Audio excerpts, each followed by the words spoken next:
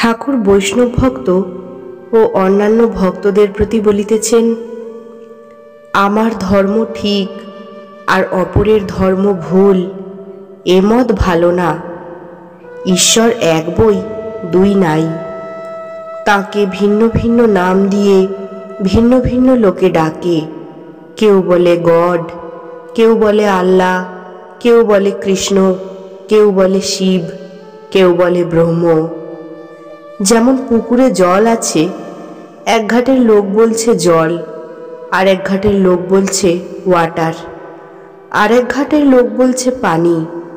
হিন্দু বলছে জল, খ্রিস্টান বলছে ওয়াটার, মুসলমান বলছে পানি, কিন্তু বস্তু এক।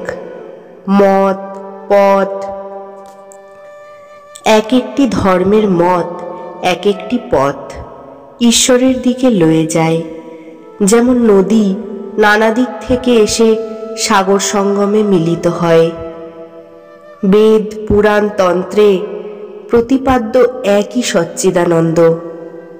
বেদে সচ্চিদানন্দ ব্রহ্ম, পুরাণেও সচ্চিদানন্দ কৃষ্ণ রাম প্রভৃতি, তন্ত্রেও সচ্চিদানন্দ শিব। সচ্চিদানন্দ ব্রহ্ম, সচ্চিদানন্দ কৃষ্ণ, সচ্চিদানন্দ শিব।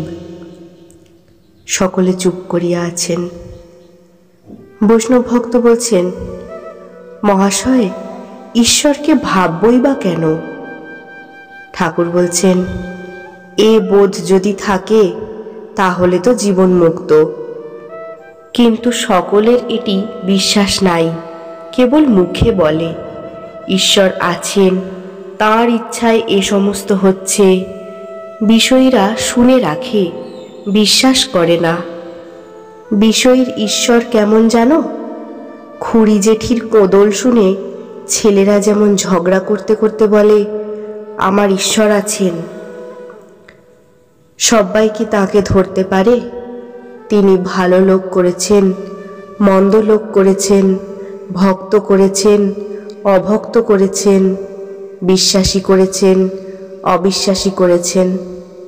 তার লীলার ভিতর সব বিচিত্রতা। তার শক্তি কোনোখানে বেশি প্রকাশ, কোনোখানে কম প্রকাশ। সূর্যের আলো মৃত্তিকার চেয়ে জলে বেশি প্রকাশ, আবার জল অপেক্ষা দর্পণে বেশি প্রকাশ। আবার ভক্তদের ভিতর থাক থাক আছে, উত্তম ভক্ত, মধ্যম ভক্ত, অধম ভক্ত। গীতাতে এসব আছে। বৈষ্ণব ভক্ত বলছেন, আজ্ঞে হ্যাঁ। ঠাকুর বলছেন, অধম ভক্ত বলে ঈশ্বর আছেন ওই আকাশের ভিতর অনেক দূরে। মধ্যম ভক্ত বলে ঈশ্বর সর্বভূতে চৈতন্য রূপে প্রাণ রূপে আছেন। উত্তম ভক্ত বলেন ঈশ্বরই নিজে সব হয়েছেন। যা কিছু দেখি ঈশ্বরের এক একটি রূপ। তিনি মায়া জীব জগৎ এসব হয়েছেন, তিনি ছাড়া আর কিচ্ছু নাই। বৈষ্ণব ভক্ত বলছেন, এরূপ অবস্থা কি কারু হয়? ঠাকুর বলছেন, তাকে দর্শন না করলে এরূপ অবস্থা হয় না, কিন্তু দর্শন করেছে কিনা তার লক্ষণ আছে।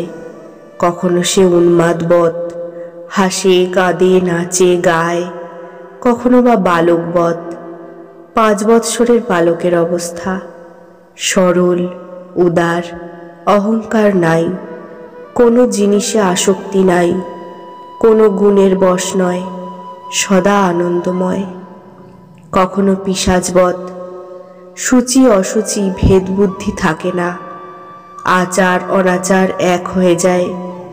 কখনো বা জড়বৎ, কি যেন দেখছে, তাই কোনরূপ কর্ম করতে পারে না, কোনরূপ চেষ্টা করতে পারে না। ঠাকুর কি নিজের অবস্থা সমস্ত ইঙ্গিত করিতেছেন? ঠাকুর আবার বৈষ্ণব ভক্তদের প্রতি বলছেন, তুমি আর তোমার এইটি জ্ঞান, আমি আর আমার এইটি অজ্ঞান। হে ঈশ্বর, তুমি কর্তা আর আমি অকর্তা এইটি জ্ঞান। হে ঈশ্বর, তোমার সমস্ত দেহ, মন, গৃহ, পরিবার, জীব, জগৎ এসব তোমার, আমার কিচ্ছু নয়। এইটির নাম জ্ঞান। যে অজ্ঞান সেই বলে ঈশ্বর সেথায় সেথায় অনেক দূরে।